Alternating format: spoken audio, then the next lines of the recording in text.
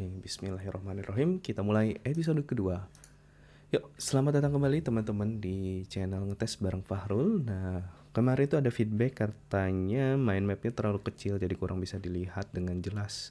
Nah, sekarang kita ganti ke mind map yang baru yang bisa presentasi, yang harusnya bisa lebih terlihat dengan jelas ya tulisannya ya. Oke, kita akan mulai kembali di pertemuan kedua ini dengan Appium terkait dengan mobile element ya. Jadi strateginya seperti apa dan bagaimana kita melakukan automation dengan record dan playback secara magic gitu kan dari si Appium App Inspector. Jadi sekalian nanti langsung praktek abis ini ya.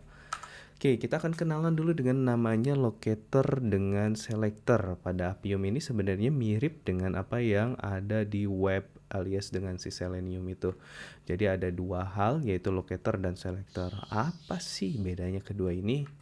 Yaitu kita bisa lihat locator strategis itu yang ditandai dengan Appium by.id, Appium by class gitu. Ada berbagai macam contoh selector yang bisa disupport oleh Appium di iOS spesifik dan Android spesifik pun ada gitu kan. Nanti kita lihat di dokumentasi ataupun di source code-nya ya. Bisa pokoknya sesuatu yang dimulai dengan appium.by titik dan bintang itu semuanya bisa kita lihat apa aja sih di dalam sana ya.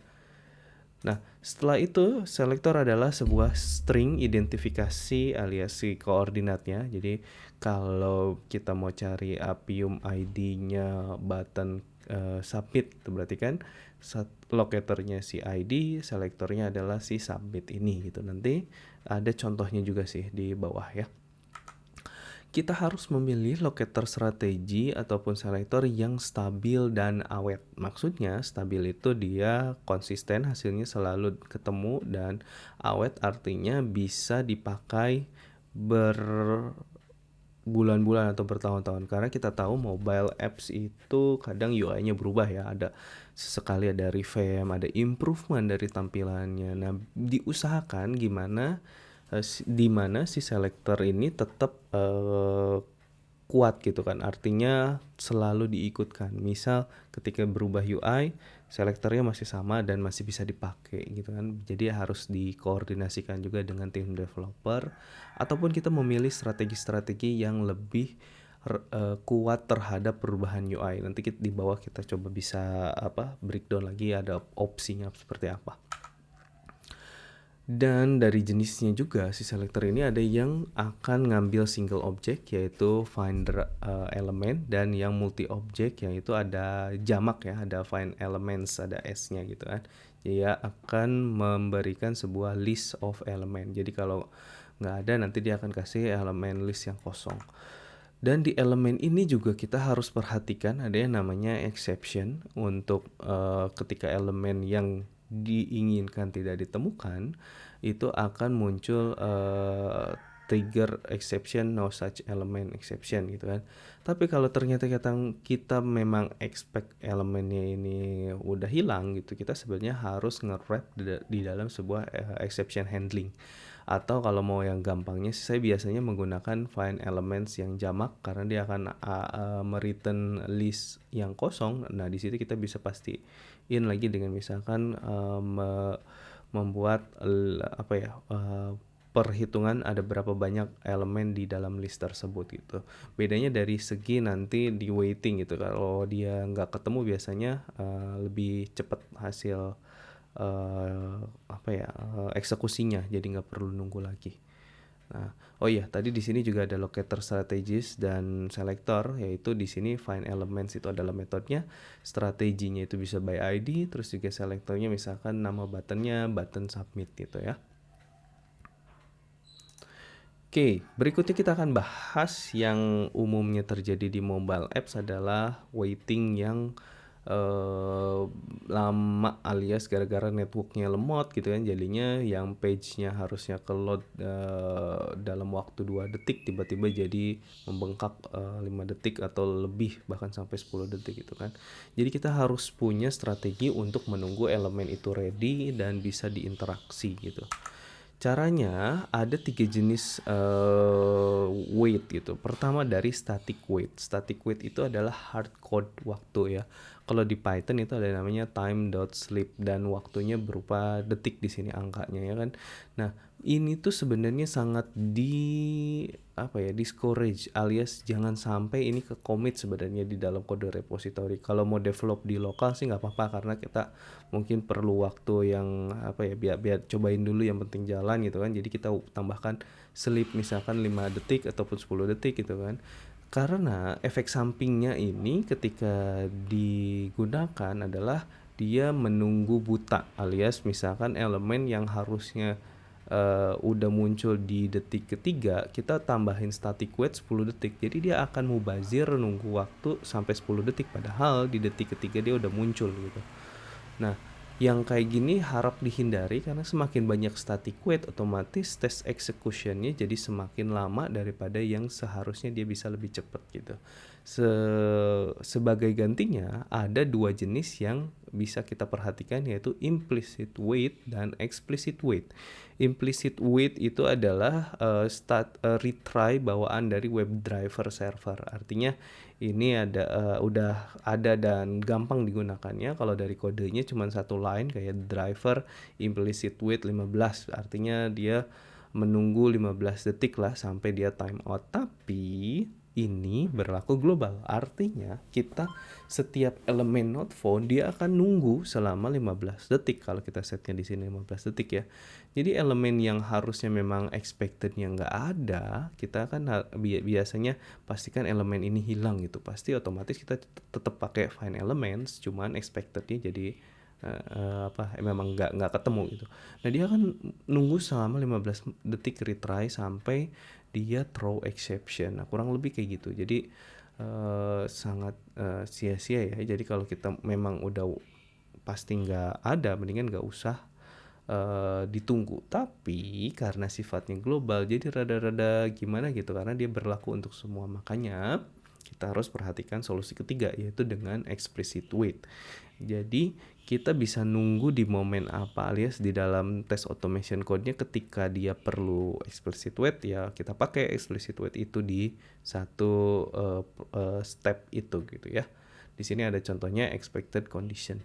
Nah, pakai web driver wait. Nah, di sini ada contoh kodenya, ada driver, terus timeoutnya berapa detik, sampai di sini ada metode dia until dan dia nerima sebuah function untuk mengindikasi kapan wait-nya itu harus berhenti gitu. Mungkin nanti kita coba praktekin ketika kita masuk ke coding ya. Jadi explicit wait ini lebih cocok dan sangat disarankan dibandingkan dengan yang lain gitu ya. Oke, berikutnya kita akan kenalan dengan Accessibility ID. Accessibility ID adalah sebuah label yang biasanya digunakan untuk mesin pembaca kayak screen reader untuk teman-teman ataupun pengguna yang sering bermasalah dengan melihat. Biasanya kan suka ada Google Assistant untuk baca screen yang lagi ditampilkan sekarang. Biasanya dia akan membaca info dari Accessibility ID ini. Oke, nah biasanya ini bisa berubah tergantung pilihan bahasa karena kan memang ketika pakai bahasa Inggris accessibility-nya bahasa Inggris, bahasa Indonesia juga dia accessibility-nya bahasa Indonesia karena untuk si Google Assistant itu untuk berbicara kalau di Android, kalau di iOS mungkin ada Siri kali ya. Jadi kalau di Android itu nama atributnya ada content description, kalau di iOS ada accessibility label ataupun accessibility ID. Jadi kurang lebih ada 2. Nah, yang menarik adalah dengan menggunakan accessibility ID ini berpotensi jadi cross platform locator strategis gitu ya, selektornya ya. Jadi misalkan kita menggunakan atau kita membuat automation yang support untuk iOS dan Android gitu ya. Jadi untuk tetap menggunakan selektor yang sama bisa memakai si accessibility ID ini. Secara kasat mata nggak bakalan kelihatan oleh user alias dia tersembunyi di coding gitu tuh ya, tapi memang efeknya dia bisa berimbas ke Google Assistant ataupun yang text to speech. Jadi harus diperhatikan juga jangan sampai ditulis yang aneh-aneh, misalnya BTN underscore bla bla bla, itu tidak deskriptif ya kan. Jadi harusnya sangat kayak plain bahasa ataupun bahasa Inggris, kurang lebih seperti itu. Oke, berikutnya juga ada yang namanya class name yang bisa kita pakai sebagai strategi dari identifikasi elemen. Contoh pemakaiannya dia bisa pakai mobile by ataupun appium by tadi ya, ada class name, Android widget, text view, XUI, type static text. Nah, untuk sebuah teks saja dari Android dan iOS sangat berbeda gitu. Jadi tidak bisa dipakai secara cross platform seperti yang si Accessibility ID. Nah, di sini yang menarik adalah dia itu class name ataupun jenis buttonnya itu bisa ditemukan lebih dari satu di sebuah screen. Jadi harap diperhatikan dia find element atau elements itu. Kalau memang satu layar itu cuman punya satu satu jenis, ya nggak apa-apa, kita bisa pakai ini gitu. Misalkan dalam satu halaman login dia buttonnya cuma satu, login, ya berarti kita bisa pakai ini juga untuk lebih simple dan lebih lebih paten lah ya. Selain class name yang umum juga ada namanya ID. Kalau di Android itu sangat sering atau bisa dipastiin ada lah ya ID dari elemen itu.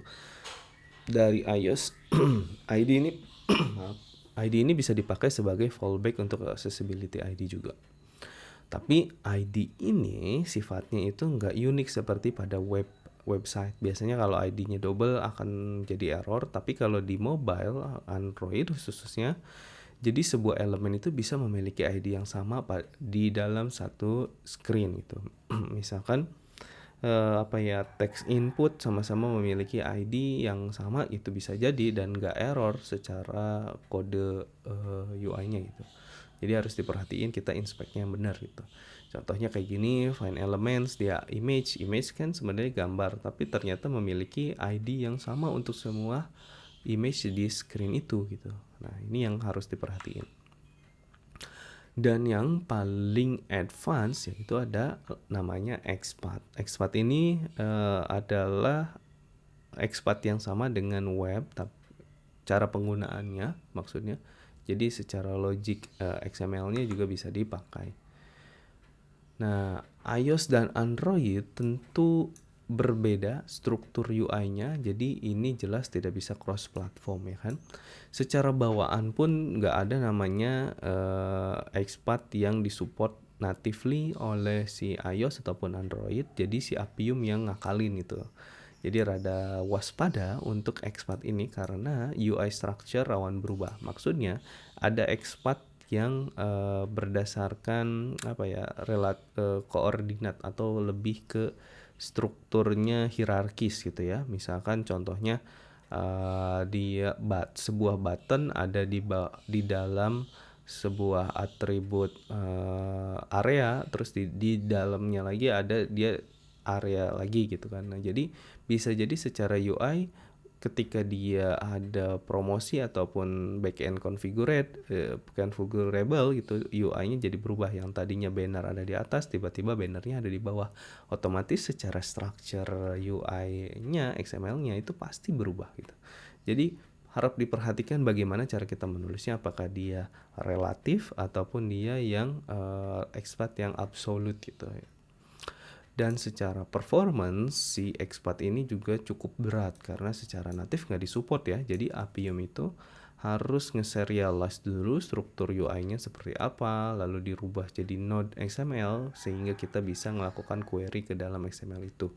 Nah, jadi kalau setiap elemen kita pakai XPath ya otomatis akan berulang-ulang tuh proses yang kayak gini gitu, jadi lebih lama ya.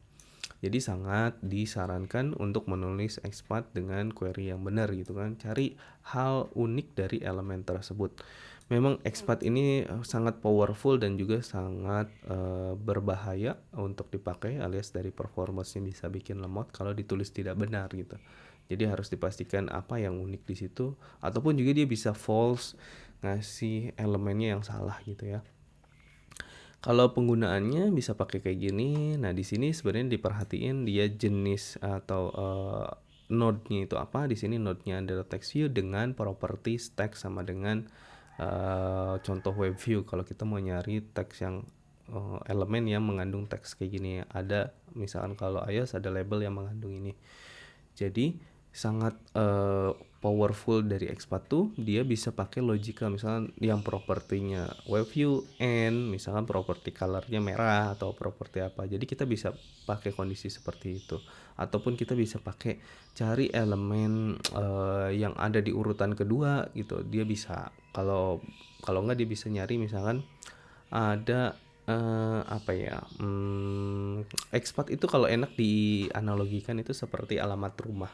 Bisa jadi kan alamat rumahnya itu di slash ini kan koordinatnya misalnya slash Kota Bekasi, terus juga slash RW sekian, RT sekian, terus juga setelah itu di jalan gang apa, terus nomor rumah sekian gitu. Bisa kayak gitu secara apa ya, kalau saya bilang tuh koordinat atau lebih ke hierarkisnya jelas gitu. Slash apa, slash apa, slash apa. Ataupun pakai yang conditional query kayak gini. Cari rumah misalkan kayak gini nih, slash Bekasi, slash lagi misalkan rumah yang ada kolam renangnya di atas. Nah, mungkin di daerah itu nggak ada ya, jadi langsung ketemu. Jadi itu hal uniknya, jadi bisa lebih digunakan hal yang seperti itu. Atau memang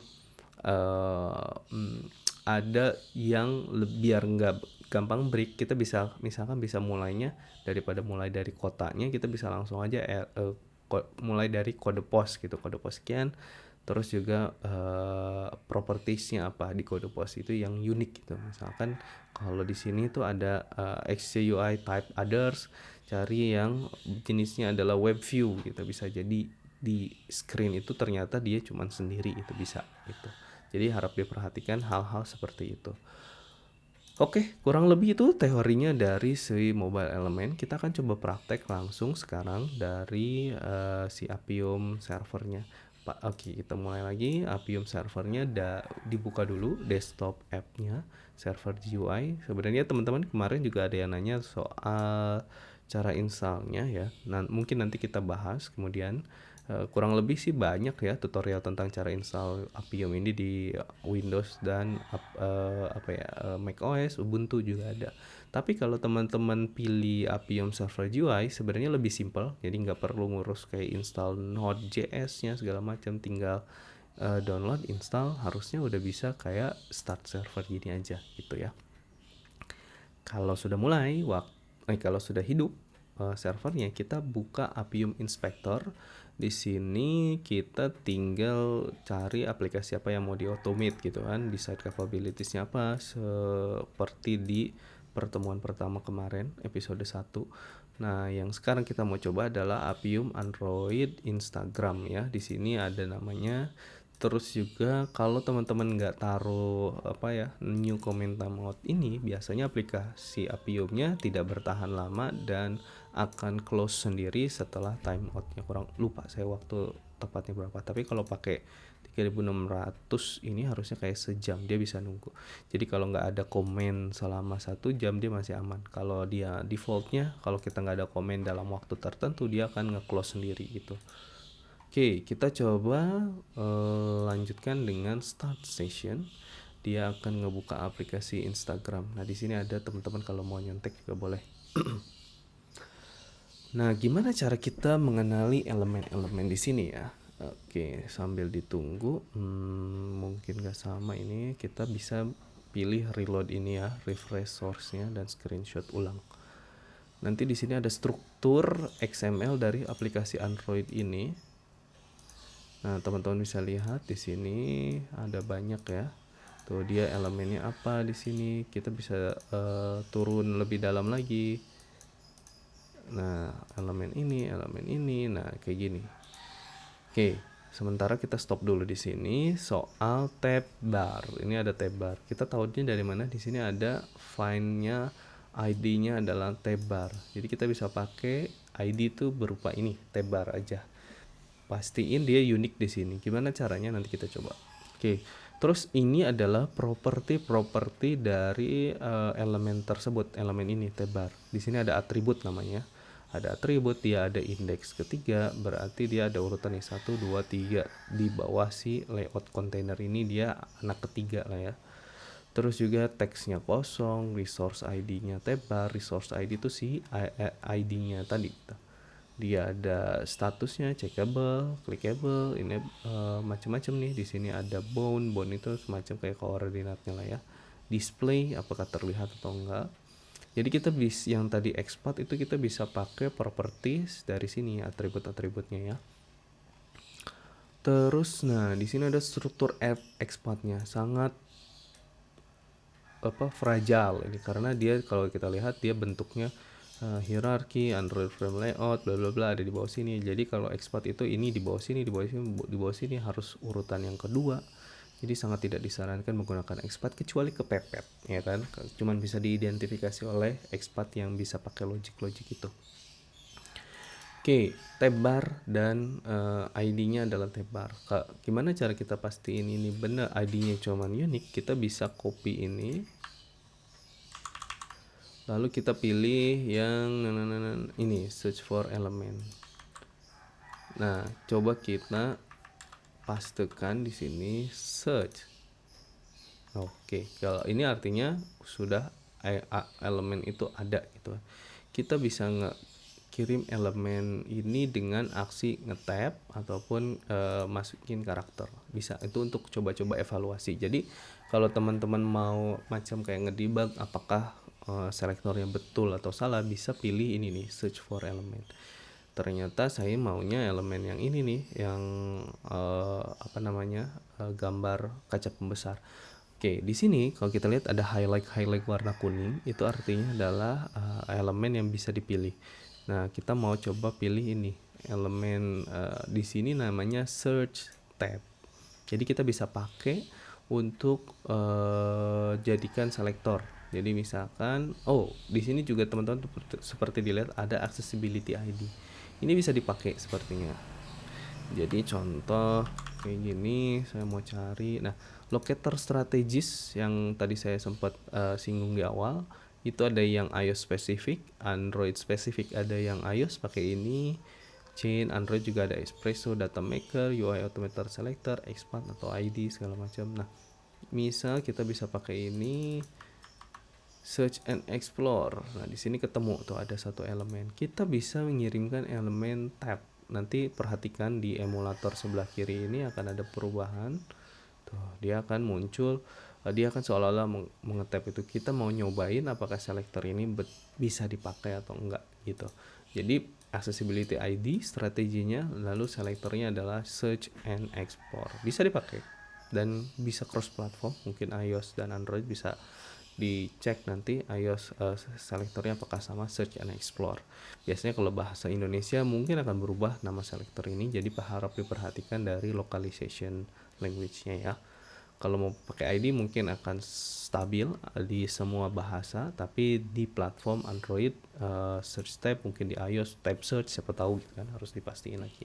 Kecuali kalau teman-teman nge-automate aplikasi di kantor, bisa di set sendiri standarnya dengan developer, disepakati misalkan untuk elemen ini di iOS dan Android pakai bentuk yang seperti ini ya gitu. Itu bisa. Nanti tinggal dikomunikasikan aja dengan engineering team untuk membuat sebuah standar convention ya. Oke, tadi adalah sebuah elemen. Nah, misalnya kalau mau ngeklik yang ini gimana sih? Nah, di sini accessibility ID-nya ada banyak dan kita nggak mungkin mengandalkan accessibility ID hasilnya seperti ini. Kenapa? Karena gambar ini pasti berubah di setiap kita akses explore gitu ya. Jadi sangat dinamis. Jadi accessibility ID tidak bisa diandalkan, ataupun si ini juga nggak bisa diandalkan ya. Ada content description yang mungkin akan berubah gitu seiring dengan hasil. Lalu bagaimana caranya? Bisa jadi kita pakai yang namanya Nah, di sini ada ID recycle view, mungkin terlalu umum, nggak ada ID khusus. Lalu kita bisa pakai urutan ketiga, keempat gitu kurang lebih. Widget button. Nah, kalau kayak gini sih sebenarnya enaknya di aplikasi kantor sendiri kita bisa request untuk menambahkan sebuah identitas tambahan. Misal di sini adalah ada sebuah kontainer, kita bisa minta gimana caranya kita bisa identifikasi kontainer ini, lalu bisa pakai urutan. Di sini ada yang ke satu, indeksnya yang di sini kan ada indeks kedua nih kan. Ada lagi yang macam-macam ya. Tuh, hal-hal yang seperti ini yang sering berubah. Oke, berikutnya coba di sini cara pakainya si Appium Selector-nya, kita bisa mau interaksi sama search inilah katakanlah.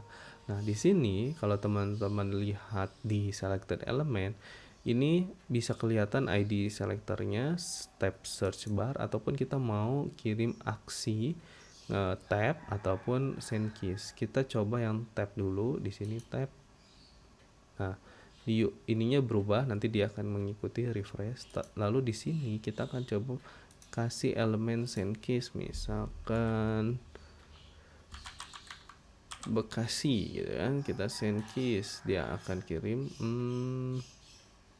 Oke, mungkin elemennya ada yang salah. Oh, karena dia udah kebuka kali ya. Oke, kenapa enggak? Karena ini text view. Text view tidak bisa menerima aksi itu ya, send keys. Jadi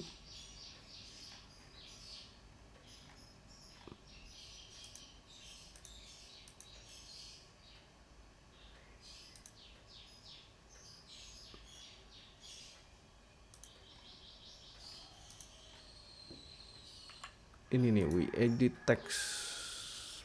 Kita coba masukkan. Nah, di sini kebuka Bekasi. Nah, muncul aksinya.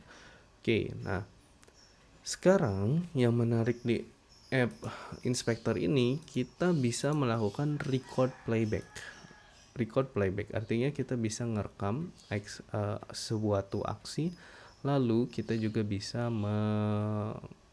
mengekspor itu ke dalam kode. Oke, kita mulai lagi dari home, karena kan dia awal mulanya dia pasti kebukanya di home. Kita refresh dulu. Oke, sudah di sini kita pilih start recording. Oke, dipilih. Nah, di sini akan melihat aksi apa yang udah kita lakukan. Tadi ada tab search bar yang udah dipilih, tapi kita bisa mulai lagi harusnya. Di sini kita bisa kosongin. Oke, kita pilih yang ini sekarang. Yang ini kita lakukan tab. Nah, di sini langsung muncul sebuah codingan yang bisa kita pilih bahasa pemrogramannya. Misalkan mau diekspor ke dalam JavaScript, mau diekspor ke dalam Java, ataupun mau diekspor ke dalam Python, Ruby, Robot Framework pun bisa gitu ya. Sekarang pilih Python dulu. Terus kita coba pilih Create Reels di sini, lalu tab. Dia akan kebuka Reels. Terus juga kita akan tab Shop. Oke, terus kita balik lagi ke Home, tab.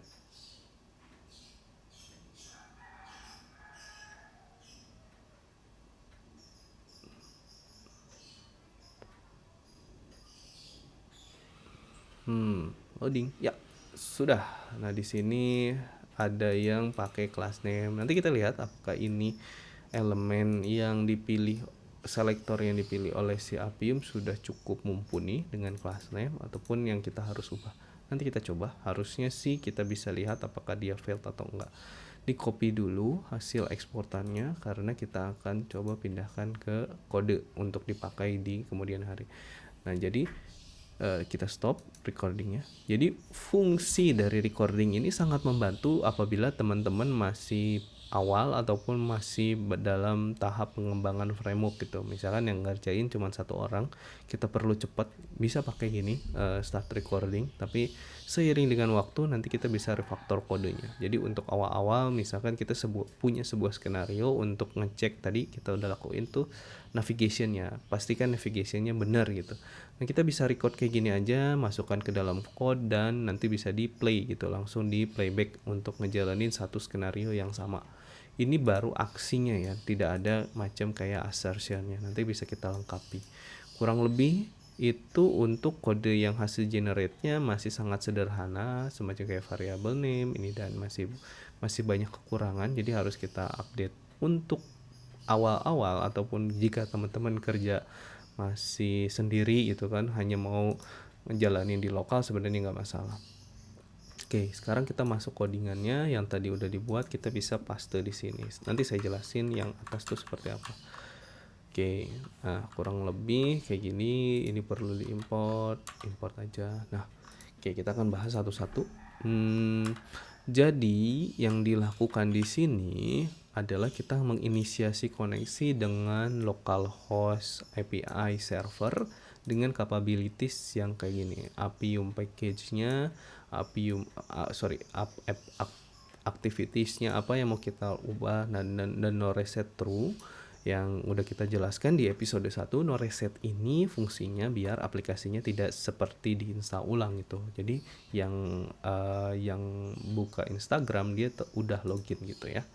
Terus platform name-nya Android, automatornya 2 karena kita memang tujuannya untuk mengautomate si emulator ini ya. Mungkin kalau yang iOS bisa disesuaikan.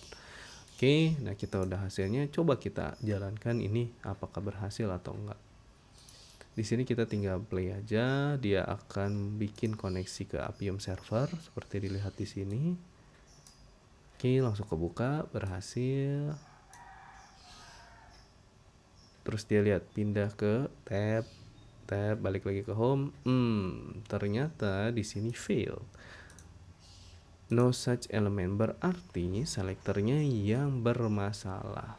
Oke, kita coba copy, dan untuk ngedebugnya biasanya kita perlu si Appium Inspector ini. Coba kita reload.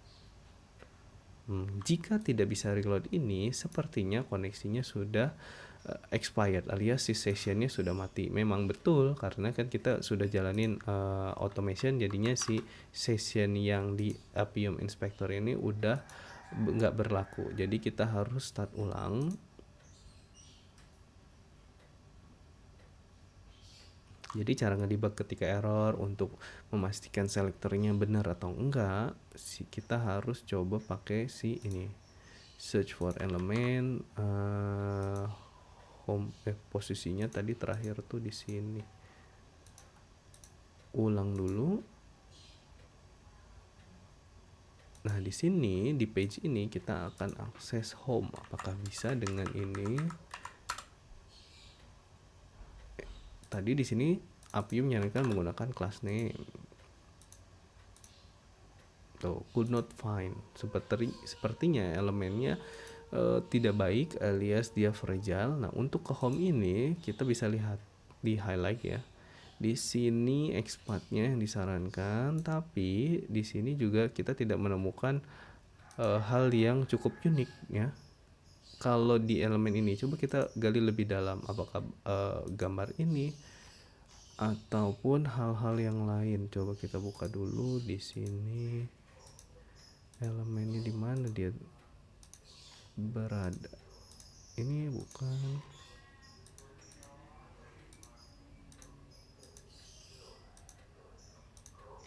Sebentar ya, ini karena kita live coding ya, jadi saya juga harus cari-cari. Nah di sini home, ternyata dia ada namanya FinTab Appium si Inspector.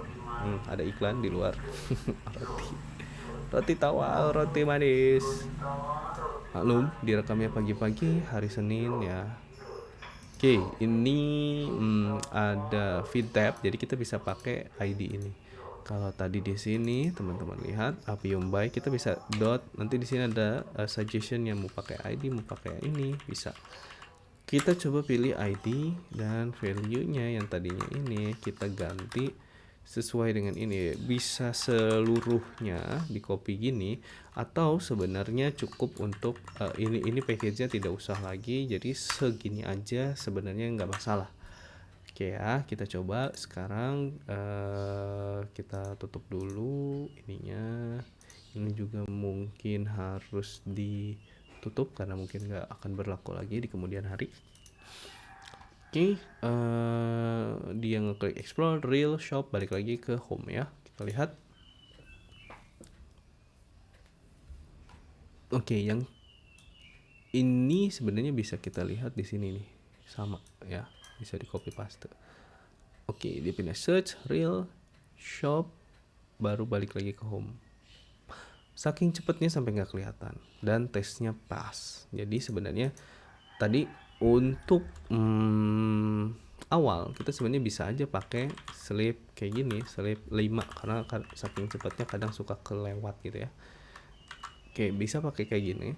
Atau tadi sebenarnya kita untuk menunggu elemen yang tadi implicit wait, nah kita bisa set di sini driver implicit wait yang kita mau misalnya 30 detik.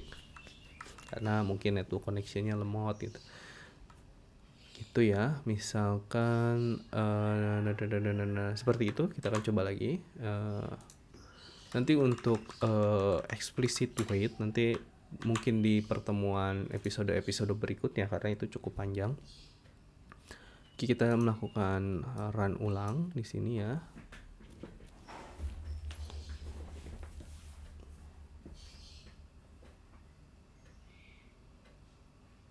Balik lagi ke home, 5 detik nunggu, lalu setelah itu selesai. Quit. Yep, sudah berhasil. Oke, ini masih berupa codingan kasar lah ya. Kita belum ada handle kalau error dia harus quit segala macam. Nah, mungkin di next episode kita akan bahas bagaimana menyusun codingan yang lebih baik lagi. Ini masih pragmatis. Oke, sementara itu dulu untuk di episode 2 karena lumayan cukup panjang apa yang kita bahas tadi terkait dengan mobile element. Kita bahas juga udah, bentar kita recap ya. Kita juga udah bahas soal selector strategis, accessibility ID, expat itu seperti apa, dan macam-macam. Nah, untuk yang locator yang disupport oleh Appium, di sini bisa teman-teman lihat untuk iOS, Android sebenarnya ada banyak nih ya. Dia bisa by image juga dan custom mungkin seperti apa lah ya. Nah, itu aja. Terus juga WebDriver wait juga mungkin nanti dibahas di lain kesempatan. Kalau ada pertanyaan silahkan komen di video ini dan jangan ragu untuk kita berkoneksi di sosial media saya. Oke. Terima kasih banyak atas perhatiannya sudah sampai di menit ini. Mohon maaf apabila ada kekurangan. Sampai jumpa di pertemuan berikutnya. Stay healthy dan stay curious buat belajar ya. Thank you. Bye-bye.